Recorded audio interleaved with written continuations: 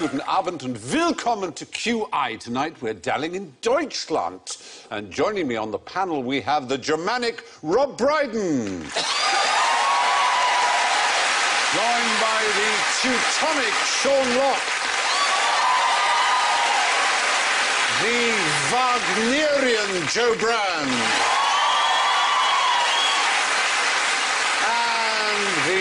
Jerry-built Alan Davis. And tonight, to attract my attention with an Achtung, the panel have the very latest in precision-engineered buzzers. Rob goes.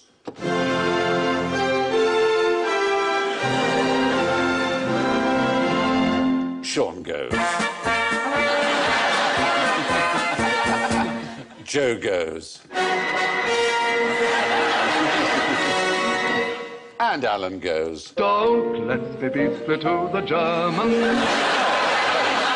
And I should warn you that I'll be cracking down very hard, panelistas, on any mention of the war. Don't mention the war. You have been warned. So, since we're talking about Germany, let's define our terms. There are some words that we don't have English, and we sometimes borrow them from Germany. I want you to give me a sentence using, correctly, the word Schadenfreude. A whole sentence? You can manage. That statue's all covered in Schadenfreude. It's a sentence, but Must have been a cold night. Look at the size of my Schadenfreude. Oh. Any other thoughts? Familiar with the phrase? Oh, yes. I enjoyed the Schadenfreude I experienced when my husband was killed by a local gangster. Is the correct use of the word Schadenfreude. Correct, but deeply in need of therapy. Yeah. So Schadenfreude means... Pleasure in the misfortune of others. Pleasure in the misfortune of others. And there is no English phrase for it, so we had to borrow it from the Germans. Does the word Gemütlichkeit mean anything to you? Dare you. That sounds kind of Jewish. That's like a Jackie Mason, the Hundetheit, Gemütlichkeit, I don't know what he's talking about. Why should it be? How ironic that it's actually German. Well, it's not ironic, because Yiddish is German the Jews use. I knew that. Is Gesundheit Yiddish? Gesundheit is German. It just means, literally, soundness or health. Yeah. Oh. But Gemütlichkeit mean anything to you? No idea. No. It's a word that, particularly in Austria and Bavaria, but all around Germany, it sort of signifies a kind of coziness, a charm, an ease, a relaxed, pleasant feeling. Swingers party. Gemütlich people are also good community people. They're very kind to their neighbours. And... Is it the German brand name for Rohypnol? Such cynics. It was considered so important for things like Austrian holidays. There was a reasonably famous case in the early 70s of a man who sued a travel company because there was no Gemütlichkeit on his holiday, and he won. He won for lack of Gemütlichkeit. Yeah. What is that, like lack of a nice feeling? A nice, warm feeling. It was called Jarvis versus Swan Tours Limited in 1973. It was precedent in English contract law, apparently. OK, well, I'll try... Zugzwang? Mean anything to you? It's used in chess. Checkmate, stalemate? No, it's slightly like stalemated, isn't it, though? It's for one player where his disadvantage is that he has to move. And in chess, you have to move. Obviously, if your opponent has moved, it's your move. You can't just say, I pass, you can now move. And by moving, you weaken your position, sometimes fatally, and that's called being in Zugzwang. Right. Yeah. But anyway, so I'll try one more. Zeitgeist, you know that one. Zeitgeist, yes, yeah. I've heard of that. There's sort of something in the air that everyone feels, and it leads to similar ideas happening. Yeah. Spirit of the age. Spirit of the age. It literally means time ghost or time spirit. Yeah, exactly. Well, you did pretty well on your German. Turns out that German words are not in the zeitgeist. It seems not. It seems that they aren't. They're not in your... I did there? Did a German word joke. I didn't even know I had one. German words are not in your Weltanschauung. Indeed. Yeah. Well, good. We use a loan word when we're overwhelmed with that Weltschmerz and Angst because we don't have one of our own. One of the many ways that our German friends have contributed to the Gestalt of the English language. How upset are the Germans about the 1966 World Cup? Well, very, I would say.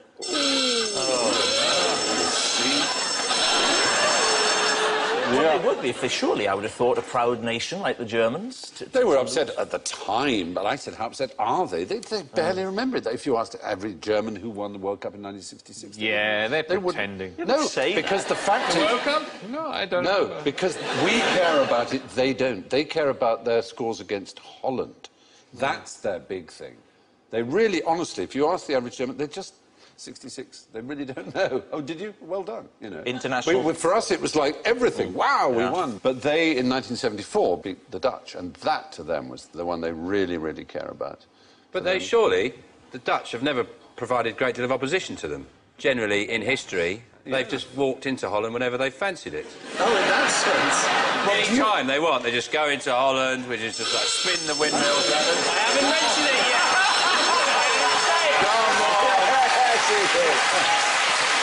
I was talking about the great Geschmerz-Flip in 1762, where they just walked into Holland, but they can just enter... Oh, I'll mention the War of Holland. You have to. Surely they're denying their true rivalry, which will be with us. Why deny? They're in denial. We may think that, but it's up to them to decide. I mean, you can't force a wrong. German to care about whether they beat us or not. Well, they bloody well should. Yes, I'm sure you're very upset by it, but, I mean, they just don't care that much. And there are other things like the sun lounge hogging with the towel. Yeah. Is that something you've actually experienced? Yeah. There's a picture of it. These are some of Alan's holiday photos he brought with him. It turns out that a German lawyer called Ralf Höcke actually did a study, and he confirms that we think it. But Germans are blissfully unaware of their reputation in this case. No, But really? a study by I Halifax... think they don't care, is the right description of it. They just don't... they don't know that's what we think of them. They But think Halifax it's Travel just Insurance... common sense Yeah. to go down before breakfast, basically at dawn, It turns take out all the beds around the pool. that Halifax Travel Insurance in 2009 confirmed with a study that Germans are the most likely to reserve sun lounges with towels. And which nation do you think is the second most likely to? The Dutch. The British. The British. Yeah, very Who close. turn up In 10 fact. minutes later and go, Exactly. Well, the French and Italians and Portuguese are having breakfast and not really Well, and caring. also they're in their own countries. Yeah, well, that's... that's true. Enjoying the lovely food and yeah. weather. That is highly true. Highly true. I had a run-in with some Germans on holiday once. I'm sad to say, because I like Germans on the whole. And I'd walked through the hotel past a group of Germans who didn't realise I understood German. And as I went past, one of them said, whoa, whoa. There goes the sad, fat English. Something rude. And so I railed at them in my pidgin German, which made them laugh even more. And then the next morning, I had to walk past them on my way round the pool, because obviously they'd sat down in all the nice chairs. And I went past with my head held high like that, sat down on a deck chair, went through it. Oh,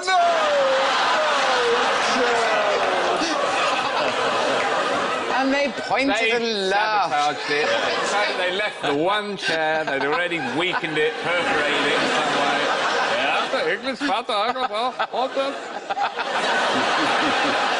That's very good, I remember that.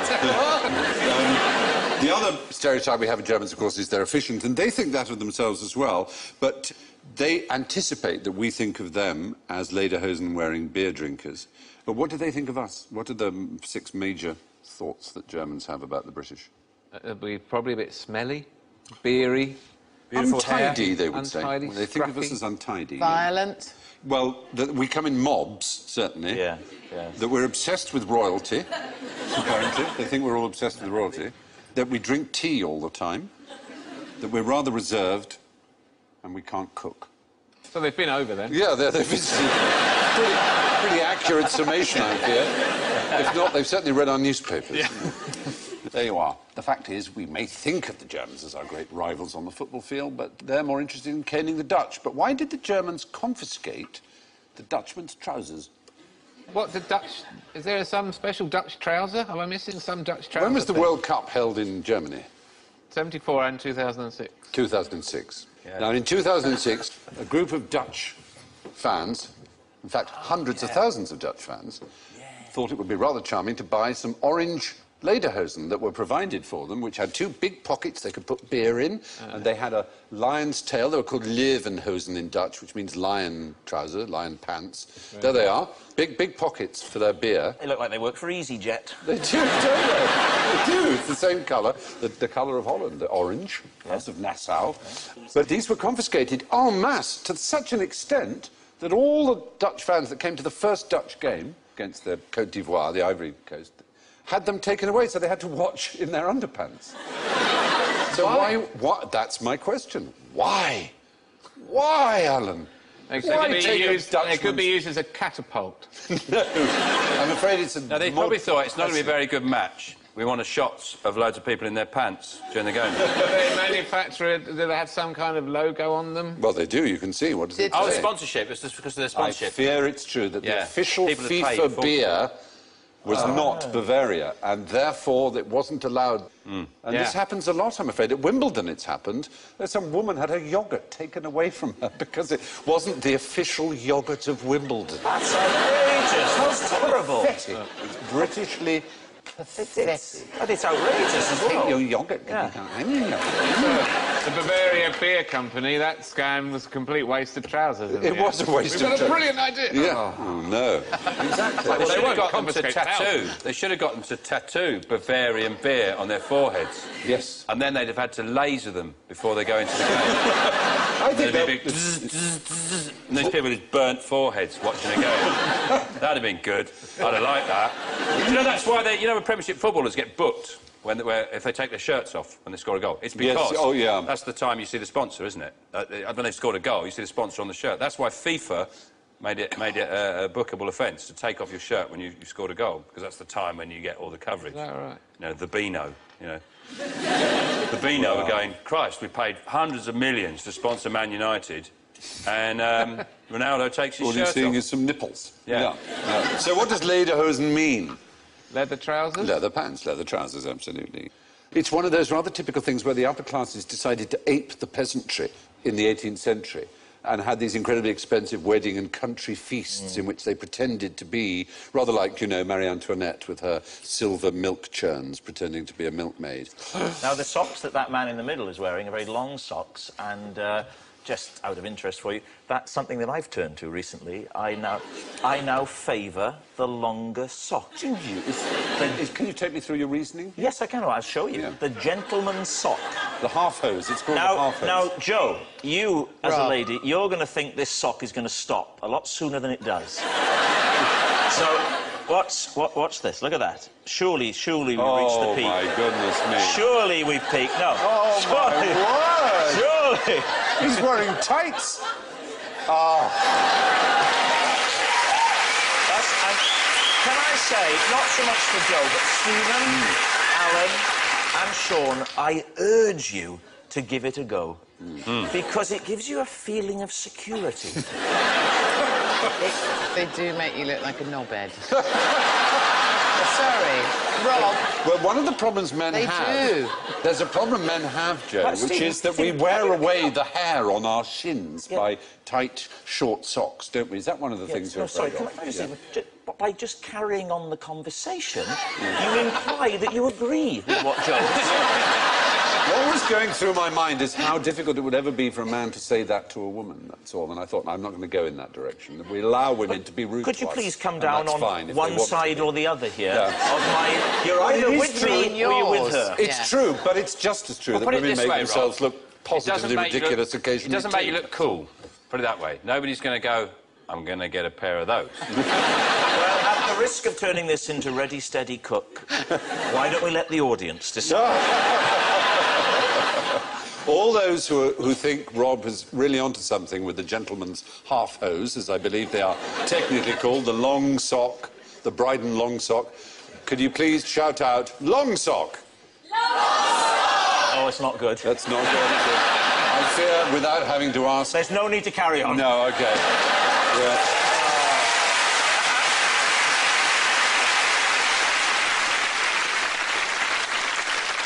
There's a class of ethnic immigrant now long established in America, known as Pennsylvania Dutch. Where do you think they originally came from?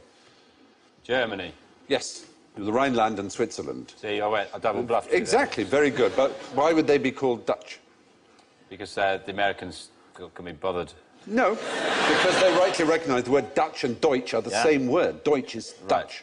Right. And it was partly because what we now call the Dutch, the Hollanders, were at war with Britain many times, and indeed, of course, invaded. You mentioned England. the war. At war with, not the war. You did. It's a minefield. Oh, my Lord. Can I just say... Could I just say, Joe, bit of a knobhead? Now, what would you use this for? I have a picture of them here. Oh, frighten the children. It's a German invention. Put a torch behind it, and then you creep up into their bedroom at night when they're asleep. Move it very slowly across the room. It's a thing that is used in the lavatory, in the Air WC. freshener? No, it's a habit. It's for men to do something when they go to the lavatory. It's to encourage them... The seat... Anything to do with the seat? It is to do with the seat. To dive off it into the toilet. No. Noble guess, but doomed. No. Do they sit down? Do they sit down in The Germany? seat? It's if they lift the seat, which men tend to do before having a pee. This, I have one here. Here it is. This is your toilet speaking. Wouldn't you rather like to sit down? Oh, you prefer to stand? Well, then you may leave now. Poor German men don't actually get to go to the toilet then, do they? No wonder they're wearing that lederhosen and slapping themselves all the time. No, the point is, in Germany, they think it's somehow unhygienic because they're splashing and things. They want the men to sit. So it's like, that's how it's attached. So when you lift up the seat, it starts speaking at you loud enough in a public lavatory for others to hear, so that men sit and have a pee. That's the idea. Splashing is a problem. We've got builders in at the moment, and they're all using the lower loo. It is like the Centre Parks log flume in there. Is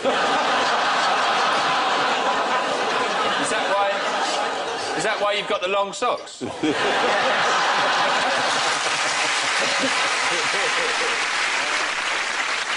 What I say to you and to every person here is, and don't knock it till you try. Yeah, I was the same as you. I thought they were ridiculous. Then I put them on, and I'm loving it. How good can it be, though? Just a long Yeah, I sock? know. Exactly. But have you tried it, Sean? No. Exactly. Try it, then come back to me. I just wonder what's going to happen to you when you go, like, skydiving. You go, wow, this is incredible. I've Forget the socks, this is amazing. I have been skydiving. Have you tried jelly? That's nice. Oh, my God! The socks were good. This is incredible. You know what? They laughed at Edison, Yes. They laughed at a lot of weirdos as well, though, Rob. No, they did. I'm just, bouncing that. Yeah. Anyway, these are called a Spuk, which is German for spook, but it's also an acronym, S-P-U-K, that stands for Stehpinkler unter Kontrolle. Stehpinkeln is to stand urinating, as opposed to Sitzpinkeln, which is to sit urinating. You're going to think I'm making this up, but when I sit down, if I'm wearing a heavy cord, a jumbo cord, for example, one of the things that annoys me more than anything else is when I put my trousers on and sit down. Sometimes it catches the long sock and takes it down to the and I sometimes will pull the sock up while I'm sitting there just to have that nice feeling of control of the sock reaching the knee. And just a minute, Rob. You're not a knobhead. You wear long socks and jumbo cords. I said if I'm wearing. Sometimes I'll wear a jumbo cord. Yeah. You know what my dilemma is in that situation? Is what I often do is, if I'm sitting on the toilet, is I often take my glasses off, right? 'Cause I don't like wearing them. For distance. I don't need them. I'm sat there for a while, I don't need my glasses. Right. So I often take my glasses off, and the pants act like a little hammock for the glasses.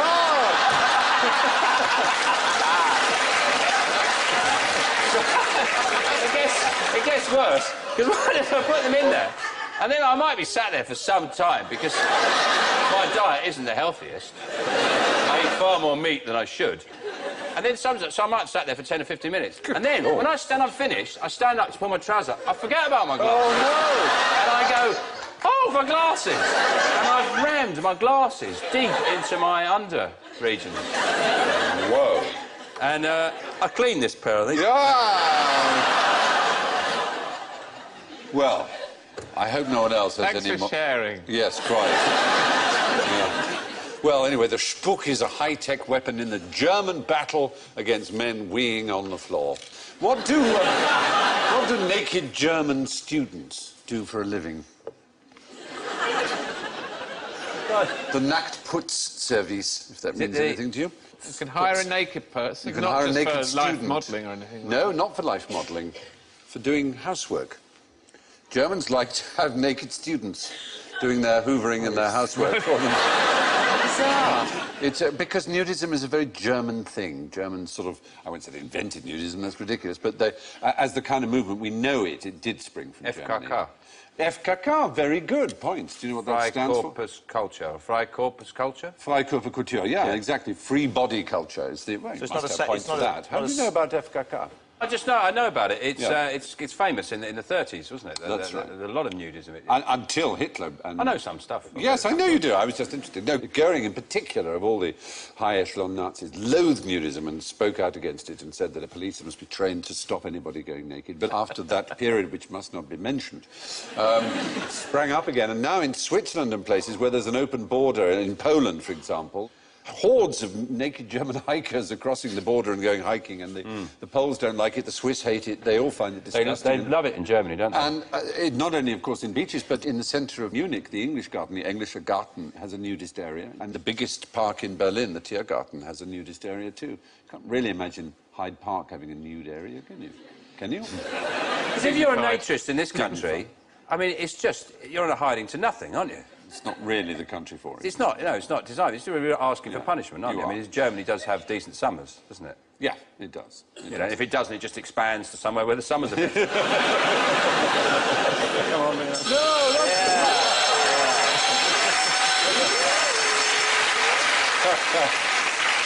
If I was a nudist, what I'd do, I'd go nude, but just for a laugh, just before I left the caravan, I'd just get a little bit of tissue paper and stick it... See how long before someone mentioned it. He goes, are you playing volleyball? Who wants to come for a smoothie? Come on, I'm buying. So you go, Sean, you got... What? Anyway, Nacktputzservice is the popular German practice of hiring students to clean your house in the nude. It's all in the finest tradition of the home of modern nudism. What's the most repeated TV show of all time? Top Gear. It is, isn't it? It is. You do get a lot There's of Top not Gear. a time of day when it is not possible to watch Top Gear. It's true. It is on, and it's always a different one. Ah, but this one is one programme. One show that's the One show. It's the most repeated show. It's a German show. It's a British comedian. Two called British comedians. The Duchess. Sorry? It's called The Duchess or something like No, that. I Or think you know what I'm referring to, yeah. The waiter or lady somebody. It's, it's a He has to have British a drink. comic being a waiter to a posh... It's called Dinner for One. That's right. yeah. And it's shown on every channel in Germany on December the 31st every year and has been since 1972. Oh, and I know who's in it as well. Yes. Freddie Frinton. Freddie Frinton, you're right, plays a butler who has to serve a Christmas dinner for his mistress, played by May Ward, who's rather mad and old, and pretend that there are other people there, and he pours out drinks for them and gets drunk himself. You can see a bit of it, here you are.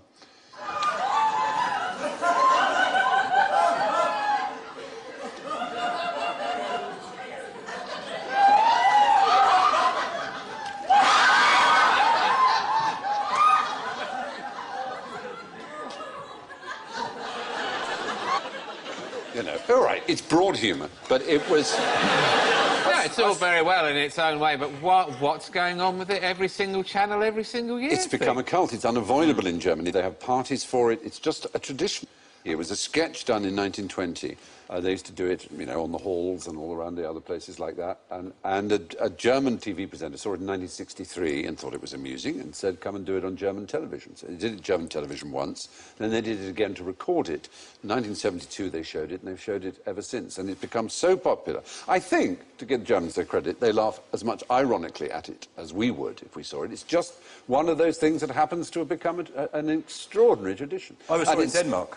And it's spread to Denmark and Austria and all around Europe. Any dialogue at all? So, yeah, this line, the same procedure as last year, Miss Sophie, and she says, the same procedure as last year, James. And then at the very end, when she's going up to bed and she says the same procedure as last year, she says, I'll do my best. So that's the sort of punchline. You know. I'm quite glad we've got the Great Escape over here.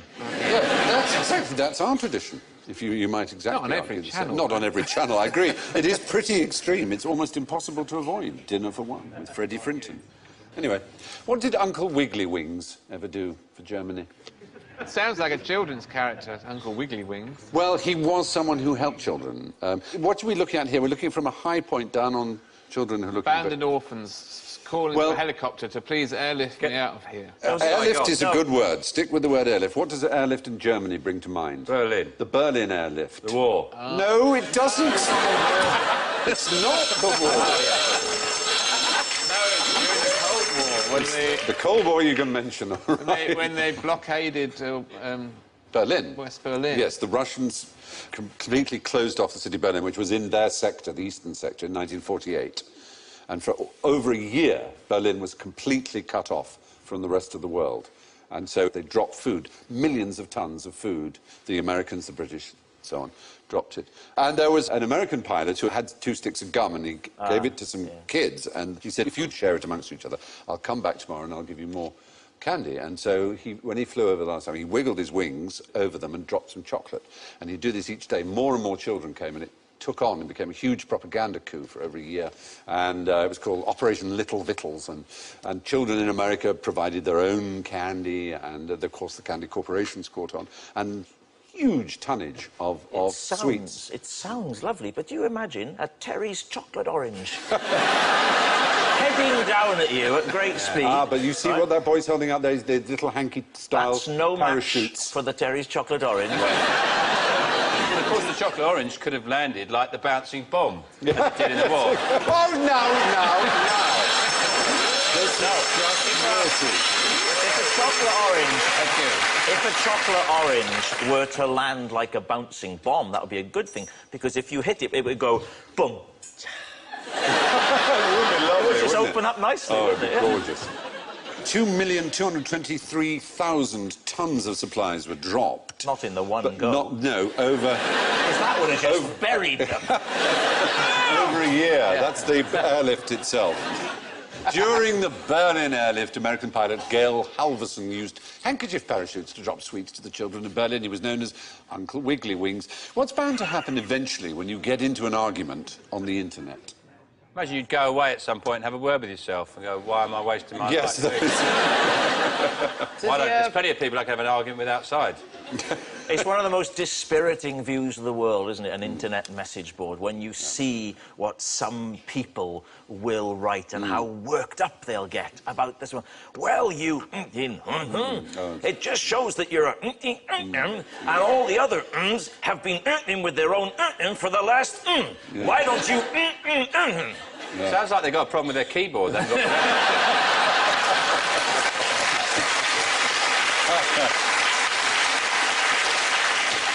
angry. Well, there's a thing called Godwin's Rule. Do you know this? No. It's called Godwin's Rule of Nazi Analogies. It basically says that as an online discussion grows longer, the probability of a comparison involving Nazis or Hitler approaches 1. Yes. And it actually happened. Eventually someone will say, that's what Hitler did, or that's what the Nazis did, or that argument... Do you see what I mean? And there is a sort of unwritten rule that the moment that happens, that thread is over, that ends it, and that the person who uses that pathetic analogy is deemed to have lost the argument. Imagine if you're having an internet discussion about the founding of the Nazi Well, Party. that obviously would be an exception, wouldn't He it? started off, Yeah. they go, right, that's it, it's over. I'm just trying to get a nice discussion going. No, I think that would be allowed. And who's this Godwin, then? Well, he's General Counsel for Wikimedia Foundation, but it's a very, very apt and intelligent observation. Any argument deteriorates to that point, you might as well end it, because it's nearly always inappropriate, people will say. Hitler liked that, therefore it's bad. Or Hitler didn't like that, therefore it's good, you know. Hitler, for example, was massively opposed to fox hunting. He thought it was cruel and terrible, and so he banned it. So therefore it must be right, because Hitler, you know, that's just a mad argument, you know. Oh, my God, look at his what socks. Hey! That's what Hitler... Whoa! But I've lost the argument. But you see, he's brought in Hitler to I've prove used that your Hitler socks to are bad. really, yeah. Yeah, but I feel in the broader picture, I've come off the worst out of this. Yeah. Reductio ad Hitlerum, it's called. Are you saying he looks like a knobhead? Well, Yeah, so you're saying Hitler looks like a knobhead now, eh? He looks like he's turning around to someone saying, look, I'm ready, are you? You've been hours getting dressed, let's just go out. He doesn't look that. Well, listen, say what you like about him. Great socks. yeah, true. Yeah, fine, fine socks. Yes, Godwin's law states that as an online discussion grows longer, the probability of a comparison involving Nazis or Hitler approaches 1. How would you use a Monopoly set to escape from a prison camp? I could see how you might use a buckaroo.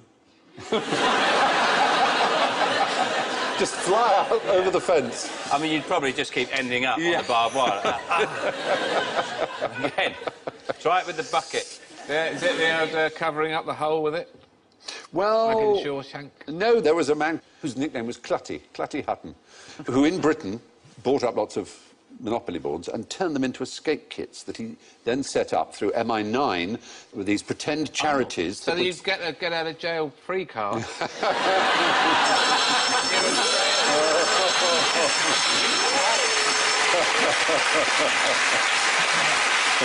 That's a very good idea. It was. No, what was brilliant Cunning was the secret that hidden in the Monopoly board were incredibly useful things. File. Like a small dog, tiny hat, and a little ship. There would be real money interspersed with the Monopoly money. There would be maps on silk, because they obviously tried it on paper. It's too bulky and rustly, but on silk, on parachute silk, you get an enormous amount of detail and tiny. That's an example of his earlier work, putting a compass in a military tunic button. The Germans got wise to this. They'd unscrew them, eat the buttons, and they'd see it. So then they reversed the thread. So when the Germans unscrewed it, they in fact tightened the button. Then they got wise to that. So then he used razor blades, which were magnetised at one end, so that when they were attached to something metal, they would spin round with the G of Gillette would point north, which was very good. So they were well disguised. They said, now look, we put the normal thread on. Yeah. Old Kraut, he's unscrewing it. Yeah. Then what we've done is we've put it the other way. So when he's unscrewing it, Yeah. he's actually tightening it. That's right. Now we've got a step further. We've done one here. You can't get the top off. Isn't there a flaw in that, sir? Don't complicate it. Don't complicate it, Perkins. No one's going to see this bloody compass, that's for sure. Give it a try. You won't get it off. Oh, very good, sir. In Right, many that's ways, it's become what I call a button. If I was the German camp commandant, I'd have made them all wear duffel coats. If it was me, if I was in charge, I would have started shipping out giant Jengas. Would you? Well, then you just build them up. You know the Jengas you get in pub gardens? Yes, Just massive ones, just hop over the fence. Brilliant. If only you'd been in charge then. Or snakes and ladders, but with actual ladders.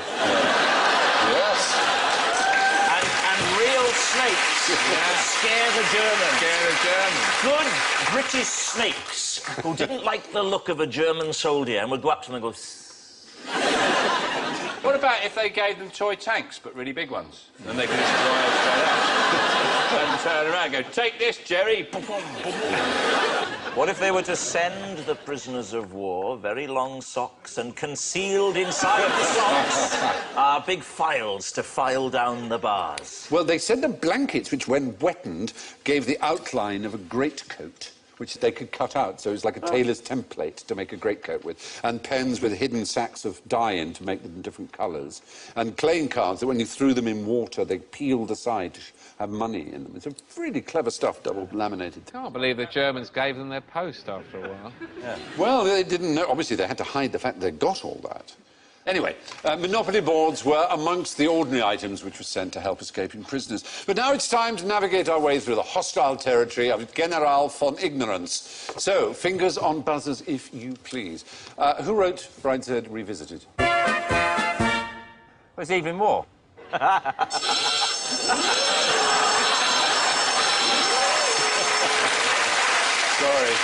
That was, yes. Of course he did, Evening War, Brideshead. Of course he did, of course he did. I was just checking whether or not you'd remembered not to mention It's not wars. pronounced like that, is it? It's Evelyn Waff. No, if only it were. But firstly, what breed of dog is this, in fact? Yeah. A German Shepherd. Is the right answer. Yeah. You avoided saying Alsatian. They used to be called Alsatians until... They became German Alsace Shepherds. and Lorraine went back to France. Until 1977. Oh. Yeah. It was the First World War thing, this whole business of not liking anything with the word German in it or anything. Is that why it was stopped, really? Yeah, it was that reason that anything with the name German in it was sort of taboo for a long time. And so they were called Alsatian wolfhounds, and then the wolfhound was dropped, and they were called Alsatians. We used to have one. Did you? Yeah. Nice? Friendly? Yeah, it's lovely dog, but it did kill next door's dog.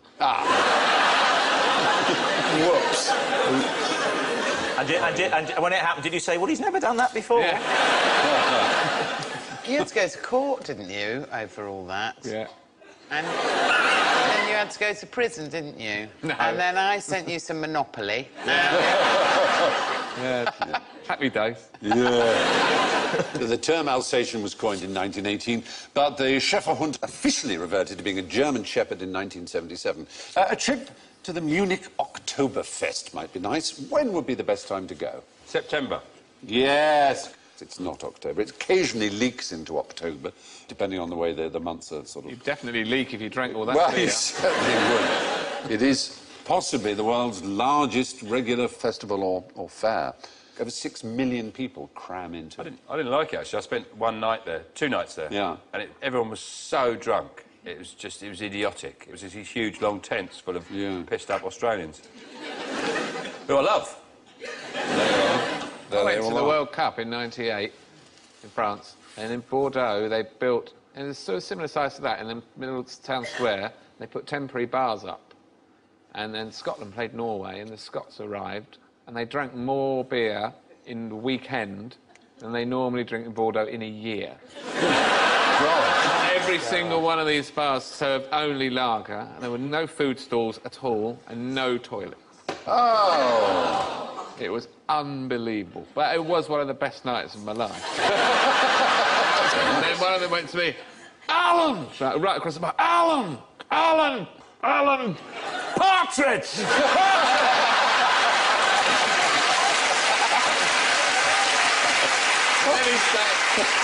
Then he started going, aha!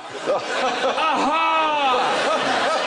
The rest of every time I saw him for the rest of the night, aha! It was very funny. Yeah, it's a huge, huge event. I mean, they drink 6,940,600 litres of beer. It's horrifying, isn't it? Most of the Oktoberfest takes place in September and knocks into a cocked hat the idea that Germans don't know how to have a good time. Now, a musical question. What's wrong with this? Cream-coloured ponies and crisp apple strudels, doorbells and sleigh bells and schnitzel with noodles. Schnitzel with noodles? Yes, schnitzel with noodles. Schnitzel is almost never served with noodles. It might be occasionally now simply because of the song, but it basically rhymes with strudels, let's be honest. That's why... Could have had it with a poodle, then? Yes! You've ruined the film for a lot of people. I hope not. The magic. I mustn't tell my kids that. No, please don't. It's a wonderful song. And who wrote the lyrics? It was Rodgers and Hammerstein. The lyrics were, therefore, Oscar Hammerstein, the second, yes, absolutely. How does the film end? There it is, they sing Don't they farewell. Get, over the border and Where did they get to? supposedly into Switzerland? Well, actually, They get arrived behind a in musical, Bavaria, in quite near Hitler's private house in Bavaria. Hitler's sitting down to have supper, and his family singing about goat herds arrives. It's all very odd, but there's the border, there's Salzburg, there's Bavaria. In fact, what the family did do, you're right, they walked the 100 kilometres all the way down to, you see where Innsbruck is, down towards the Italian border. That's the way they did it. The Italian border was conveniently open. They very luckily got there the day before the Italian border was closed to Austria. So it was very fortunate. So it's a little bit of artistic licence, but it's worth it. Of course, one of the great masterpieces of modern culture. Good. Now, lastly, what happens in Germany at 11:11 on the 11th of November every year? Everything carries on as normal. No, there is something special happens. The 11th of September? 11th of November. 11:11 on the 11th of Phone rings and the British Prime Minister says, we won.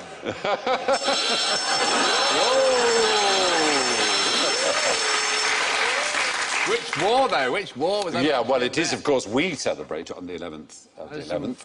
The armistice of the First World War, but they don't celebrate the armistice of the not surprisingly. They have a much older celebration that takes place there, oddly enough. It's their carnival, and it runs all the way from the 11th of November right through to Ash Wednesday. And it's a huge, as I say, it goes on, I mean, it starts quite slowly in November, there's December, and there's Christmas, and then through January, and then reaches fever pitch at the time of Mardi Gras. Right. And Carnival, what does carnival mean, the word carnival? Do you know? Eating Valerie. Well, carne is meat, yeah. And there's an incorrect belief that it means goodbye to meat, vale, as in, you know, valediction, but it actually means carne levare, to leave the meat, literally, to remove meat from your diet. Carnival season in Germany officially begins at 11:11 on the 11th day of the 11th month every year. Resistance has proved futile, and for us, the game is over. All that remains is for the scores to be meted out. And, yes, in first place, our fluent German speaker. With ein magnificent, ein ausgezeichnet. -6, Joe Brand. Und,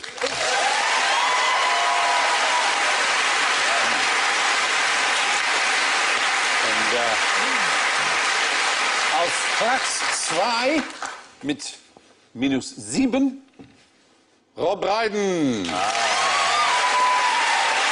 Good or bad? I don't know. Aber auf Platz 3 mit -36 Alan Davis. Und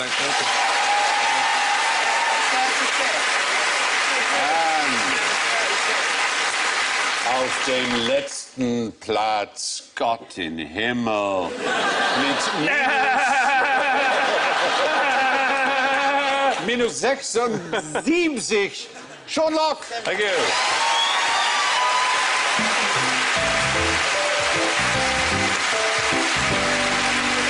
That's Sean, as I'm sure you know, was -76, possibly a record. Yes. So it's Auf Wiedersehen und Gute Nacht von dieser QI-Ausgabe und von Rob, Sean, Joe, Alan und mir. I leave you with a story about the Bloomsbury Group writer, Lytton Strachey, who was, how should I put it, a confirmed bachelor, an aesthete, and also a conscientious objector and a pacifist. And he appeared before the Conscientious Objection Board, and they were obviously going to quiz him on whether or not he truly was it or was just a coward trying to get out of serving. They said, Mr. Strachey, are you married? No, he said. Well, they said, well, do you have a sister? He said, yes, I do have a sister. They said, well, suppose a German soldier came and tried to rape her, what would you do? He said, well, in that case, I would endeavour to place myself between them.